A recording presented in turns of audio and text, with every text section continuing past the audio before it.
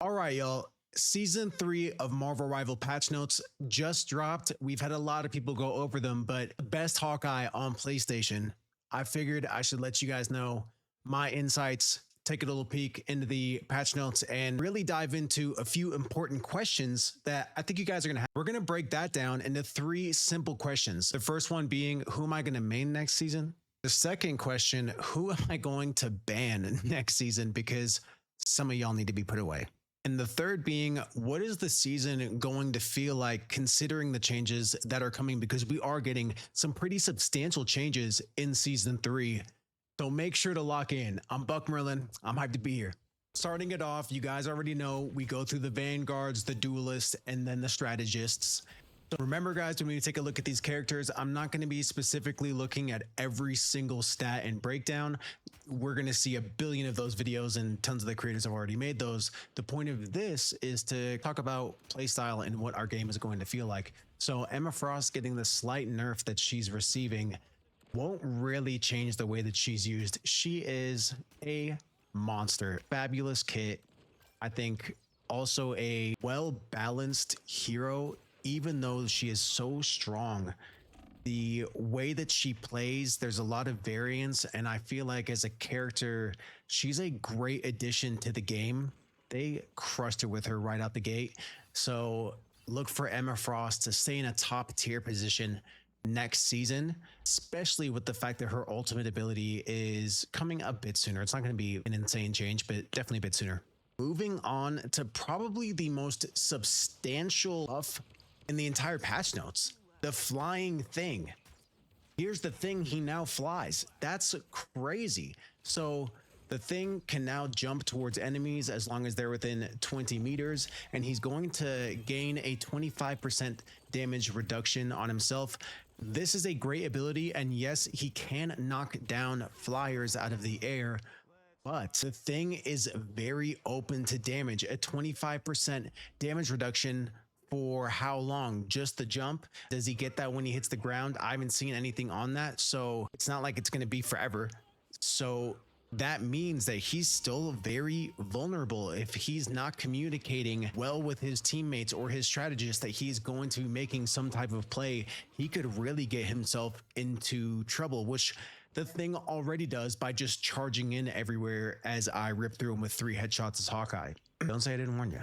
Our third and final adjustment to the vanguards, apparently on paper, not that big of a deal, but when I've seen small clips of Venom being used and seeing the way that his cellular corrosion now affects enemies, the 15 to 25% is a very big difference. That is something that if you pair that up with another duelist, Hawkeye, Psylocke, anyone, you are doing a ton of damage. Johnny got disgusting. Holding people like that and having that ability going to be absolutely incredible. We are not going to talk about team up set. We're going to leave that until the end. That's so sick. So I think going forward, look for Venom to have a much stronger play. I'm kind of expecting a very strong Venom Cap double dive team up kind of situation, a Venom Emma Frost situation. We're going to see a lot of peculiar bans considering the buffs in some of the other categories as well. So I'm excited to see how Venom gets to play next season. Moving on to my bread and butter, the duelists. Let me know right now in the comments, who are you guys most looking forward to playing next season? Is it some of our newer characters, or are you looking to play a revamped older character? What do you think? So Johnny, aka Human Torch, after getting a bit of a buff in some previous patch notes, now getting a bit of a damage reduction because he is gaining a team up anchor boost of 5% with Spider-Man. How often is he going to get to use that? We don't know. Everybody loves to ban a Spidey, so I think next season there could be some habitual Spider-Man banners for sure. Spider-Man banners, Bruce, that's fine. I think that these nerfs with Johnny may have a bit of an impact in the lower ranks, but he is such a high skill player, and he is such a unique duelist that when used properly is just so incredibly effective. I do not think that this is going to be that big of a change. The damage per fire cluster is not going to stop him from ripping through enemies, especially with his smash. I cannot remember what that's called, but I know that there are some demon human torches out there, and in the previous pro tournament Johnny was played a ton and did a ton of work out there. So I still think in the lower ranks, you're not going to see a lot of Johnny. People don't really know how to use him. There's also not a lot of hype around him, so he just doesn't get played like that. But I think in the higher ranks, you're still going to see a ton of them. So Iron Man here catching the slight damage reduction from his repulsor blast hits, but really the big thing here is that he does so much damage off the splash that I think this is really negligible. The 20 damage you might not have, it may save you for another second maybe, but it's not going to be a game changer. The big thing here though is that you were able to continually charge his ultimate ability at a very fast rate. So moving that from 2800 to 3400 I think is a good call for them. It's an ultimate that is easily counterable, but in the moment, especially as you keep on going up ranks, you will see some moments and go, there's no way that a team will let an Iron Man just use his ultimate. They're pros, right? They've got to be able to stop that. There's so much going on, and when you make decisions, there are times when you need to 100% commit to your decision that you've made, and sometimes that all aligns up to where those Iron Mans are actually getting a lot of those ultimates off. Those are also players that are very good at finding the exact moment of when to use those ultimates. So Iron Man is still going to be a force, still going to be dominant. You're going to see a lot of that Namor playing together vibe as well. I don't think that's going anywhere. So sadly, we're going to have the Flyers, but will there be some different changes to stop that? Mr. Fantastic getting our next series of nerfs. Thank God, dude. Mr. I am so scared to die. Mr. I just went 8-14, so now I'm going to play Mr. Fantastic so I can go 16-14 because I didn't die the entire rest of the game, because I could just inflate and then become invincible and then get healed, and then when I get low again, then I'll inflate and then I'll get hella strong and then I'll get hella health and then I'll deflate and then I'll almost die, but then I'll pop an ultimate and I'll just start bouncing around all over the place where I like can't do anything, and then when I come back then I'll just inflate again, be invincible. Like, bro, get over it. My bad, dude. I'm not like the huge Mr. Fantastic fan, if you guys couldn't tell.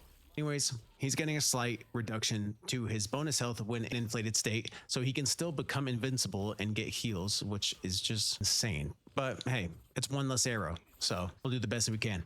Namor. Say his name 3 times, you get hit by a whale. The Submariner surges forward with smoother aim and slightly sharper tridents. Oh wow, yippee.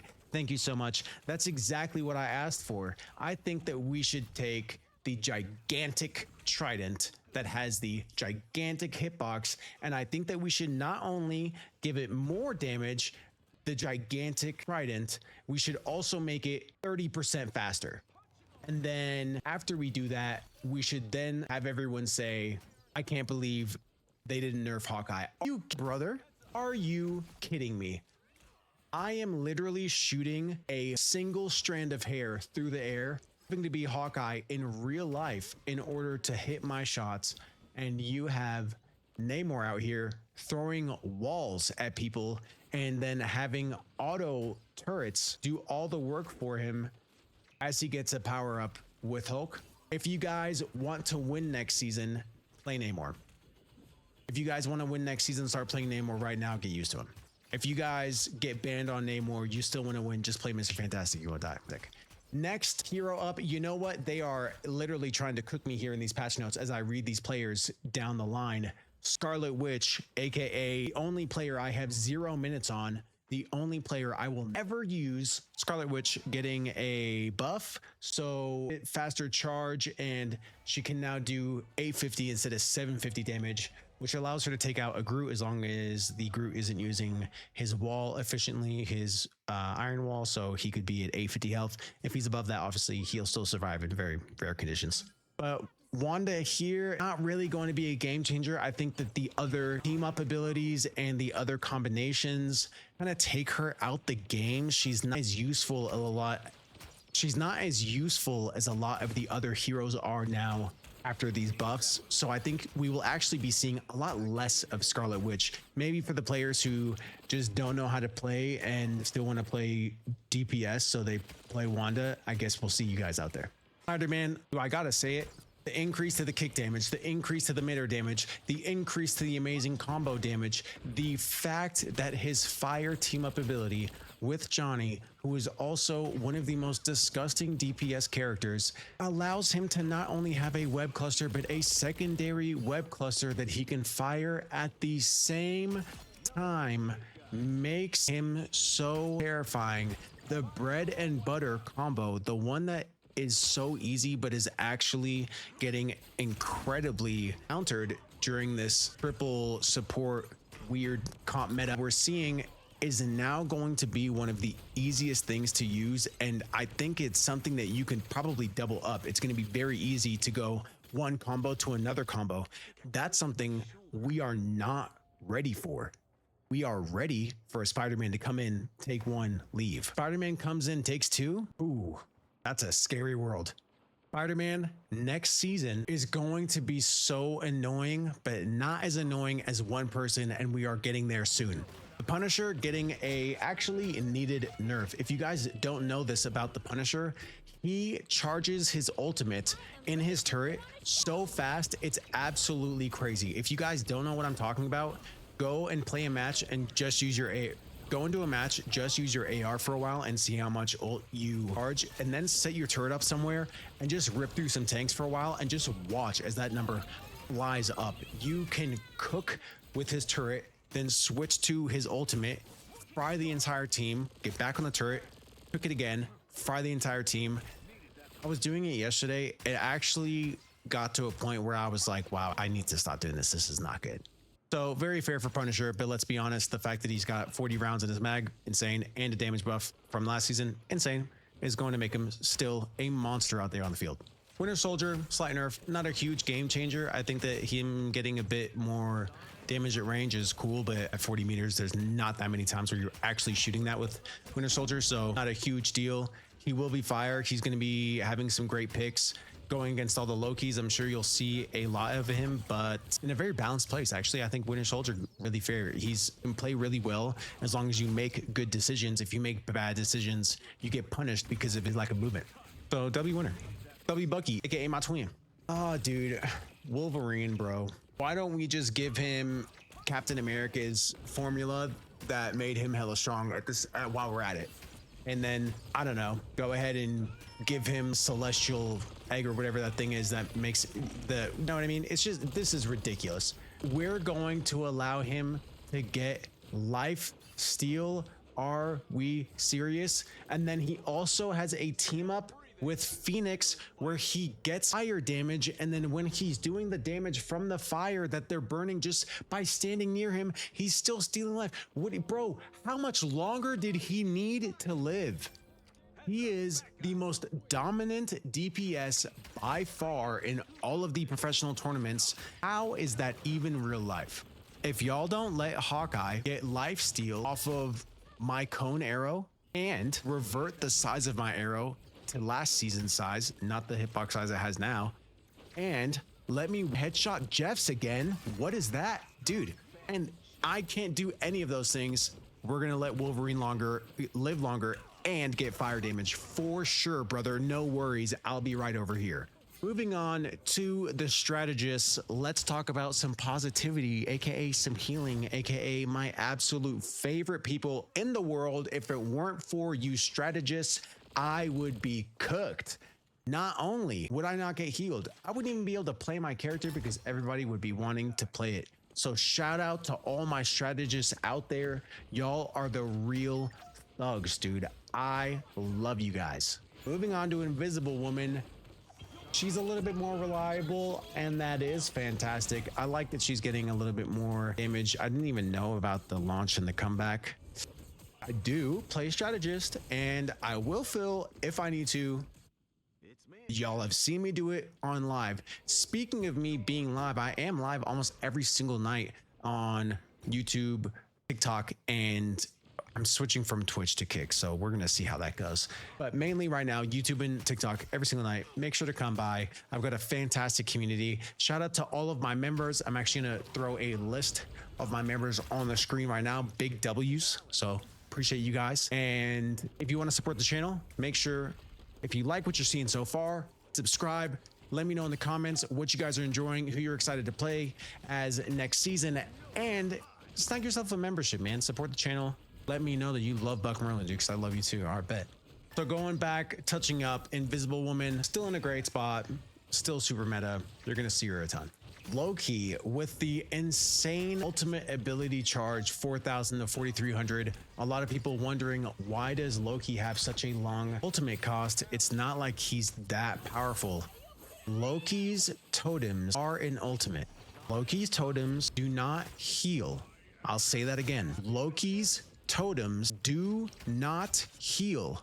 They convert damage to health, meaning that if you throw anything on there that does damage, they eat that and turn it to health. Loki totem, if you are a Loki player and you don't know that, go watch a tutorial expeditiously, please. That's an ultimate by itself. You combine that with the fact that you can then take any ultimate on the field at any point in time. So whether I'm in an offensive or a defensive position, I can pick a player to then continue to push that position to give my team a greater advantage. So that could either be something like a Cloak and Dagger ultimate for ground coverage, that could be a Invisible Woman ultimate for a counter, that could be a Punisher ultimate for a close or a push for point, that could be a Magneto to counter a Cloak and Dagger. So depending on how smart your particular God of Mischief is, there is so much he is able to do, and you will continue to see Loki out there. I think just one of the most incredible playstyles, so complex, so true to his nature in the lore of Marvel in the game, and I absolutely love that about Loki. Can't wait to see it. Mantis getting an absolutely sick buff here. I think this brings Mantis really into the field. She starts to feel like not a secondary support player. If you got a Mantis and then like a Adam, you were like, damn, it's kind of like not really everything that I wanted. Now I think you could get a Mantis and an Adam and be like, all right, solid, well, I got a Mantis. So same feeling as Luna Snow this way, just like a green look versus a blue look, really, or the increase to base healing to a percentage doesn't seem like a lot at 2.5%, but you take someone like Groot at 850 health, 2.5% of that is 32 health every single second. That's crazy. That's on top of the 12.5. So you're going to see a lot of numbers really stacking up. It doesn't look like a lot, but when you really start to break that down, she's going to be very strong and giving people damage buffs and healing buffs, which also stack, which not only is she getting the buffs to her ultimate healing, but then the fact that she still has her ability to buff up damage. You've got some team ups like the Phoenix one, which is a 10% increase to her. She gets another buff from Mantis. That is terrifying. Moving on, our last strategist, and make sure to stay tuned in because after this, we're talking team up abilities, and I'm going to give you my big hot take at the end. So without further ado, let's get into it.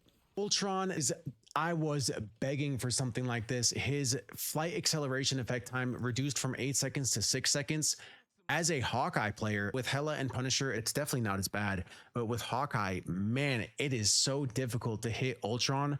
Once he pops that, you just got to wait 8 seconds or hope he gets stuck or has a consistent pattern. But if he's a good player, he's going to be very unique in his movement at most times, which makes him so much harder to hit. This is a very fair nerf to Ultron. I feel like we were also seeing a bit of a reduction in the heals. He was almost, by the way, also everyone who said Ultron was going to suck before this dropped, before season 2.5 dropped, and I said, no, you guys are crazy. Ultron's going to be super meta. And everyone was like, no. And then I was like, just watch. And I was right. It's just too much, bro, without any work. That's the thing.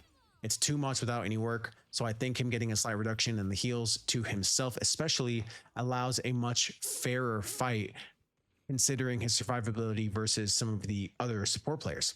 Now let's get into the spicy team up abilities. This is getting crazy. Ever Burning Bond, Human Torch, Spider-Man. I already talked about it. So disgusting. Spidey is going to have burning webs. You're going to see Johnny getting a 5% boost in damage output. This will be disgusting. If you have two players that are a great Human Torch and Spider-Man, you will be destroying teams. Now you're going to say, what could possibly keep up with that, right? That seems insane.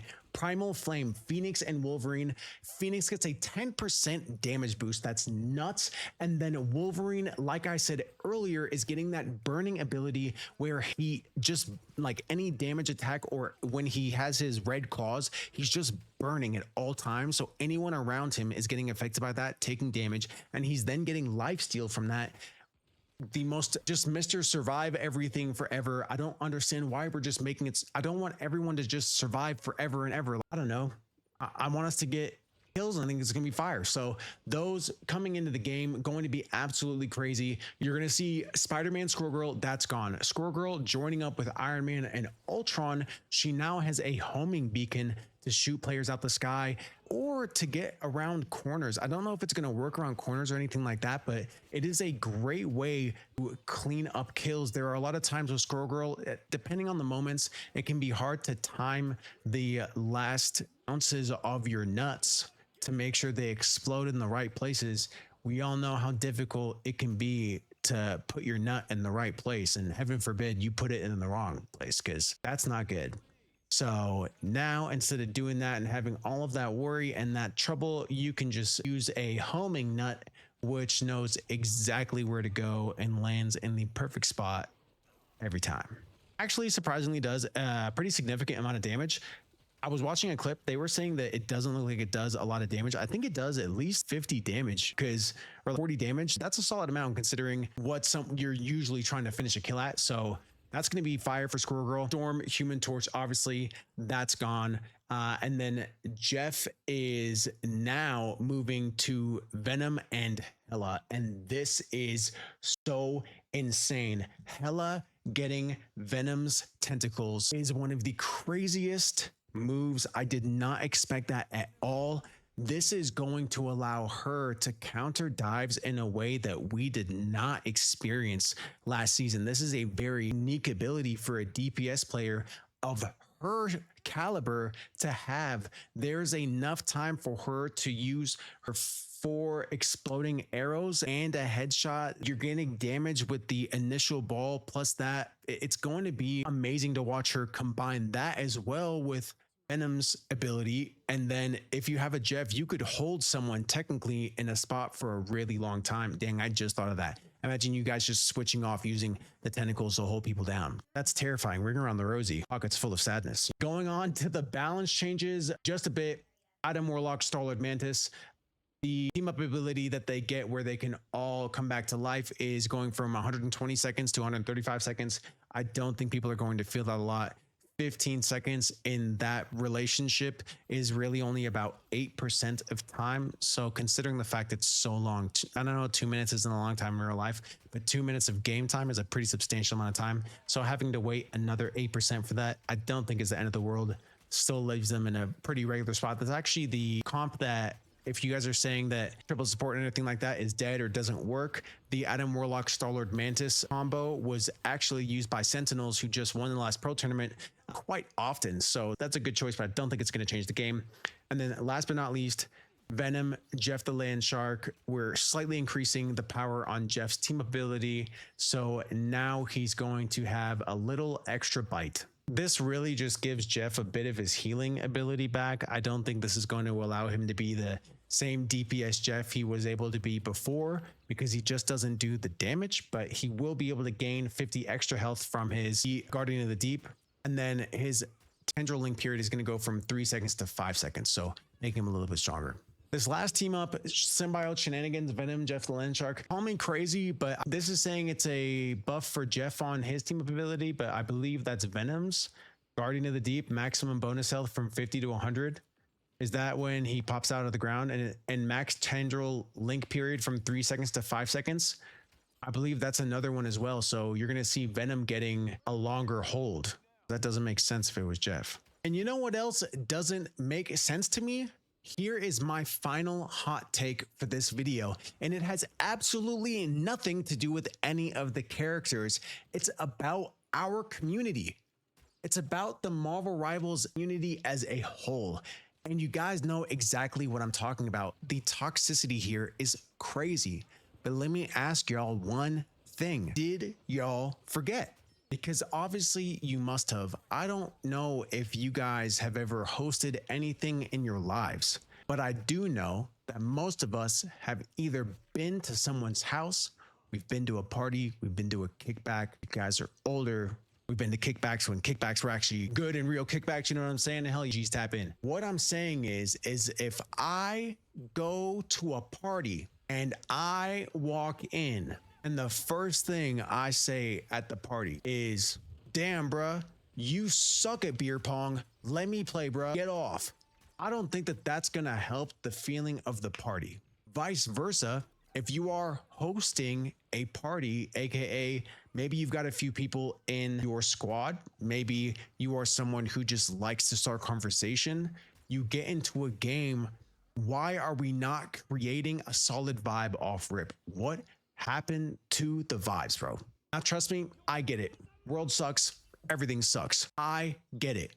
But this right here is my escape. And I'm guessing if you're watching this video, it's probably one of your escapes as well. So we gotta do this together as a community. We gotta think about the way that we attend the party. Stop showing up like you're showing up to work. Stop showing up like it's the end of the world, bro. Show up like it's a party. I am playing a game with people anywhere as the superheroes that I grew up watching, bro. Let us party, brother.